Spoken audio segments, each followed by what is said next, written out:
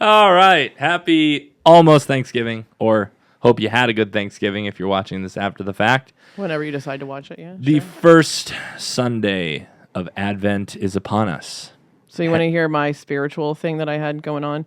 So this is the start of a new liturgical year. So you know how like January 1st, everybody picks a new year, like a new thing to do. Yeah. It's like now in Advent is the time to pick or to focus your new year, your new liturgical year, yep.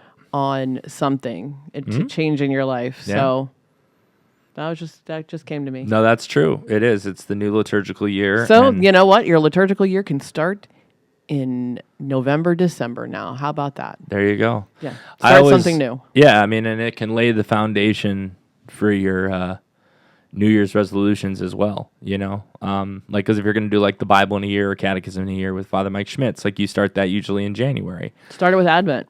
But, so you can do that. Start with Advent. What I was going to say, too, is, like, and I always say this with New Year's resolutions, too. Don't come up with a year-long resolution. Come up with a month. And then it snowballs. With the today resolution. Day to day. But what I mean is, like, it's really hard to just start a daily prayer commitment. Sure. Like, so if you're going to listen to the Bible in your podcast, start reading the Bible every day. Just read, like, a chapter and think about it, you know, and just, like, take that little, like, 2 minutes to just, read it really quick. Because when you get to the Bible in a year, it's like 15, 20-minute episodes, you know. So I'm not saying that you should do that, although all of us should read the Bible. But what I mean is, like, if you're going to start, you know, doing something, don't jump in just like you would, like, working out. You know, I'm going to make New Year's resolution, get back in shape, and then you go and you try and go hardcore, you know, exercise. It doesn't work. Like, you have to lay a foundation. You have to build a habit. It's the same thing with prayer. So, you know, start in Advent and add to it. Like, I remember there was a time in my life, just with the circumstances, I was able to go to daily mass every day. I prayed a rosary every day. I prayed the Divine Mercy Chaplet every day. I spent like 20 minutes doing like personal intercessory prayer, like all these different things. And what's interesting was when I look back on that, because I'm like, I need to get back to doing that kind of stuff. So I'm like, what worked for me? And just thinking about it, be like, no, it was a thing where it was like, okay, I started praying a decade of the rosary every day. And that turned into 2. And that turned into 3, then the whole thing, and then, you know, so on and so forth. So you know, if the Holy Spirit gives you the grace to just jump right into something, go for it. But odds are, kind of like the Advent wreath, you're going to light one candle at a time, you know, and it's going to, you know, each virtue is going to grow into another one. Things are going to happen that are exciting, like feast days in the church. We've got a few coming up here. We have... on this bulletin, we literally just had a meeting about 20 minutes ago talking about the full calendar, so that will be out on the website. It'll be in the bulletins. We'll have a calendar for the month, and that will have like the Christmas schedule and all that stuff. But for now, right here, we've got the Feast of St. Andrew. There's going to be a Mass for that feast because that falls on Sunday. So they're transferring the Mass feast day to Monday. Which is what you're supposed to do when you have a feast like a Sunday, supersede the saint's feast day. So if you want to come to that Mass, it's over at St. Andrew's at 7 p.m., so that'll be exciting. And then on Monday, the 8th, we have the Feast of the Immaculate Conception. That is a holy day of obligation. And if you're unfamiliar, what that means is you have to go to Mass, just like a Sunday. You treat it like you would a Sunday. So you have to go to Mass. We have our 4 Mass times here, 2 at St. Jude, and then at 8, and then 2 p.m. our school Mass, and then 6 p.m. over at St. Andrew, and 7 p.m. at Iglesia de San Esteban, which is St. Stephen Church. That's what that means. So yeah, so check that out. But yeah, get to Mass. Worship the Lord well. But yeah, make sure you have your devotion ready to go, whatever you want to do for Advent. It's kind of funny because, like, at my house, like, we have, like, I think we have, like, 2, like, secular Advent calendars, like a Pokemon one and, like, a Lego one. Then we have our, you know, our Catholic one, like whatever. It's like we got the Advent. We've got Father Kevin's Advent wreath stuck to the fridge. We have the actual Advent I'm like, oh my gosh, there's so much stuff. We can talk about what we do for Advent as Advent goes on. Yeah, share. Come tell us what you do. Yeah, It'll be tell fun us to what you're doing. Talk about your story. Feel free to comment as well if you'd There like to. is no offertory listed in this bulletin. We had to have it out last Friday, so we obviously couldn't get this past Sundays in here. So 2 collections will be included in the next bulletin. Absolutely. So you can just read that stewardship moment and check it out. Yeah, that's pretty much all the same stuff there. Pretty good. We're going to have the Spirit of Christmas concert over at St. Andrew Church. This concert will be benefiting the community of Caring. So it's a free concert, but any donations that you give, then that's where the money will go. So check that out. Also, I thought this was kind of neat. Back on November 20th, the students over at St. Jude's School, they made butterflies with the names of loved ones who have passed away for Children's Grief Awareness Day. And I didn't know that was a thing. I didn't either. And then But it's a thing. my daughter was like, "Can you help me? What do I do?" She was showing me the butterfly, and so she got to write all of her great grandparents' names on it, and yeah, so it was really kind of neat. There's a bunch of them, so that's cool. And then you have a nice Advent reflection there in the Faith Formation corner. As always, we have Faith Formation coming up this week in the school for the K through 5th, and then Edge and Purpose or Confirmation will be meeting in the Founders Room as always. So that'll be coming up here next week. The 12 is going to be meeting next week. Women of Faith don't meet until December 11th. The Shining Star Tree is up. If you didn't get your star yet, most of them are gone. Yeah. A lot of people took some last weekend, so thank you to everyone who is getting gifts. Make sure that you bring the star back with the gifts that you purchased so that they know who the gifts are for when they pick up the gifts. I was like, wow, brain's not working today. Words are hard. Father had a nice note in the bulletin this week talking about different things that are going on. If you didn't get your Advent wreath, the magnetic one, we have more. So if you would like one, we'll have some out. But if they're not there, just come over to the sacristy where Sarah or I or both of us are and ask for one, and we'll get it for you. I think that's pretty much it. That's it on that. Oh, we don't forget First Friday Adoration. We'll be on December 5th, starting at 8:30 in the morning and going till 8:30 or so Saturday. So again, the church doors are open during the day, regular open hours. But then at nighttime they do lock. So if you are planning on coming at nighttime, you need to sign up. You need to let us know so that we can give you the code to get in. I think that's how that works, right? It is. Okay, good. I'm like, don't trust myself. All right, very good. And then Our Ladies Guild is having their luncheon. We had the menu out in last week's bulletin. If you need to sign up still and you need the menu, we will have copies at the doors of the churches this weekend, so you can see that. Make sure if you are going to pay by check that you make the check out to St. Jude. There was a misprint, I think, in last week's bulletin saying you can make out the checks to Our Ladies Guild. Yeah. That account doesn't exist. I don't think we have one. Well, it's just combined here. It's it's combined. That's what I mean. So please make your checks out to St. Jude Church or just St. Jude Parish. That would be great. This cool bingo event, if you like bingo. It helps our Risen and Rooted group, yes. Yeah. And they help with some of our Edge programming here. So, yeah. Yeah, that's really cool. So make sure you check that out. There's also the Solemn Vespers for Advent. Obviously, we'll have just 2. There were 3 on the original flyer, but then Father Michael Farrick sent it out saying, hey, could you put this revision in there? So pay attention to it. I know it was in there last week, but the information on the flyer is different. So it will be Friday or Sunday, December 7th with Father Joe Patrone. We love Father Joe. He's awesome. And of course, Father Michael Farrick on December 14th.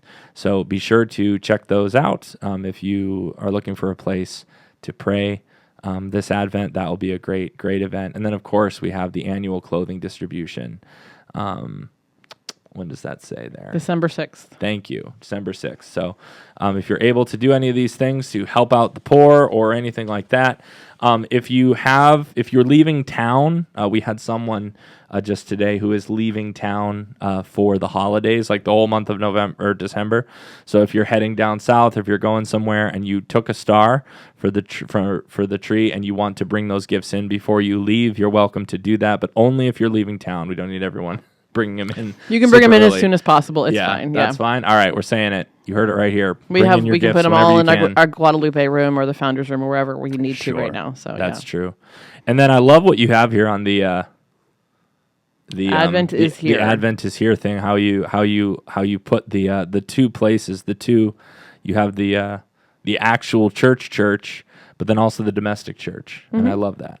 Yeah, and I don't put up my tree nearly that early, but some people do. Some people do. To get ready for Christmas. I put it up closer to Christmas personally, but that's... Well, during Snowmageddon, I could see us... We'll see, but I could see us being like, tree, let's do it. No, definitely not a tree. Anyway, but here at the church right now, actually, the decorations are coming down that had fall, and they are coming up for Advent. So you'll see a change in color and what's going on as we switch into a new season here in the church. The gospel reflection reflects on just the word Advent and hope and all those things that begin with the start of the new liturgical year. So read through that. The psalm will be in here for the next couple of weeks. There's some things that I'm focusing on through Advent. One of us, all of our singing. So the psalm is "Let us go rejoicing to the house of the Lord." And if you recall, that is actually what the psalm was last week. So welcome to the world of repeating. And there's a December calendar in here with our saints on it and some fun Q&A. The first week of Advent, with the word hope, just purple, at the bottom. Still purple, but different season. Yes, lots of things that color. One thing I thought was fun is how many people know what the person who, granted it is Tim and I at most masses, who set up for mass. Yeah. What that is called and what we do. So be prepared, to answer that question. And it's something for our children as they move from altar serving to do another place to serve. So if that's something that interests you as you move into high school or something like that, it's really easy to do. Very I mean, easy. it literally, sacristaning, just gave you the answer. Really easy to do. Yeah. If I can do it, anybody can do it. Let's be real. This is very easy. St. Andrew is, again, the feast day is Sunday. But so we put a nice big picture of St. Andrew in here, and there's a little bit about him. He is, St. Peter's brother. That's really cool. Right? That is cool, yeah. Simon Peter. And one of the first, 12. What, the 12? The 12, yeah. Look at that. He's called to be a fisher of men. We've probably heard that before. He is the patron saint of Scotland, and he was martyred upon an X-shaped cross. I don't know what it is with these two brothers. Peter was like, crucify me upside down. Andrew's like, let's go with an X. Like, yeah, it's very bizarre, but anyway. No, I'm kidding. Yeah. All those original 12 all had some definite stuff. They had some life. Yeah. There's 2 different Advent calendars on here to go along with, Father Kevin's. Oh, the stars. I was looking at I got the circle, but then the other, I didn't look at the numbers, and I'm like, the star. Look at that. And it shows the Holy Family with both of them. So, our countdown to remembering of Christ coming. So. And says consider setting up an Advent wreath. So if you did not get one of the magnet ones, if you want a regular wreath, we do have a couple left here in the studio, and you can come pick them up. Absolutely. So just another reference to that. And then again, during this Advent, we're going to focus on music. So I have 4 different Advent songs that we sing during this time, sometimes, depending upon where you attend church. But O Come, Emmanuel is a very popular Advent song, and a lot of us know it. And I actually found a really cool reflection to use this month with our kids during faith formation. So excellent. I'm excited about that. It's fun because Annie has not heard many of these Advent songs in English, so it's been fun to share that with her. If you can listen to For King and Country sing O Come, Emmanuel. Very good. It's always amazing. Beautiful. We love For King and Country around here. We do. And just a quick note here that I found. It says, "We wait and hope that you will be with us soon. You became man to save us from our sins so that we may have eternal life one day." So just a nice prayer to reflect on after we sing that song. So Absolutely. if you can find these Advent songs to listen to on YouTube or wherever you listen to music, probably not the secular radio, you will find, but every once in a while they'll play something different. So, And if you're looking, if you like, as you listen to the radio and you listen to music and you're trying to think, oh, like what should I do for Advent? You know, I mentioned a couple things. You mentioned a couple things. If you have any questions or, you know, if you're looking for some ideas about devotions or different things that maybe you could do, don't hesitate to ask. Of course, you can ask Father Mike or Father Kevin or Deacon Matt or Deacon Dick if he's around, but you can ask us as well. You know, we have things that we like to do or that we've done in the past. You know, shout out to my parents with Advent. I mean, they were like, we do stuff in our house now that for Advent, but I mean, it was like whole hog. Like you showed up at a certain time, you sat on the couch, we lit the candles, we sang this song, you know, like it was a lot. It was good. It was beautiful, but also like, it's funny today in this devotional that I have, from little excerpts of stuff that St. Augustine wrote. The thing for today, the reflection for today was, if I'm paraphrasing, but if only we spent as much time on our spiritual life, or I should say our spirits, our souls, as we did worrying about our bodies. Like, and again, they go together. I'm not saying that it's like one or the other, but pretty much like what he said is, how much do we do to add to the span of our life? You know, how much, like, you know, you think about like someone in the hospital, think about how much effort and resources go into just saving the life of a person. And then he says, why don't we put that same effort into saving the soul of a person? So if you have ideas for your New Year's resolutions, that'll be in a month or so, great. You know, but do you have those resolutions for the liturgical year? And I would encourage all of us, myself included, to maybe think of like 3 people that you're going to spend the next liturgical year working to bring them back to the faith. It doesn't have to be all at once, but just start inviting people, start bringing people, you know, when you can, in the best way that you can, because Jesus has no feet but yours, no hands but yours, through the church. That's why we're the body of Christ. So don't hesitate to invite people. The liturgical season of Advent is a great time to invite someone because Mass is a little bit more interesting. It's like, ooh, we're lighting candles. We're doing what are we doing? More fire. So, always more fire. Right. We love fire. Fire. And everything is purple, which is exciting, you know, and, even just like when obviously we won't have it out just yet, but like when the manger scene comes out, you know, that is a great time to tell the story of Christmas to your kids or to your friends. You know, it's right there. It's just kind of, it's a neat thing. So take advantage of it. The church gives us the liturgical season of Advent for a reason. And I'm sure our good priests will break that down for us in the homily over the next 4 weeks. So be sure to come, be sure to pay attention, and know that we're praying for you every day. And if you need prayers or you need anything, don't hesitate to ask. I think that's it. Sounds good. Anything else? Happy Advent. All right. Happy Advent and happy Thanksgiving. We'll talk to you later. Peace. Bye.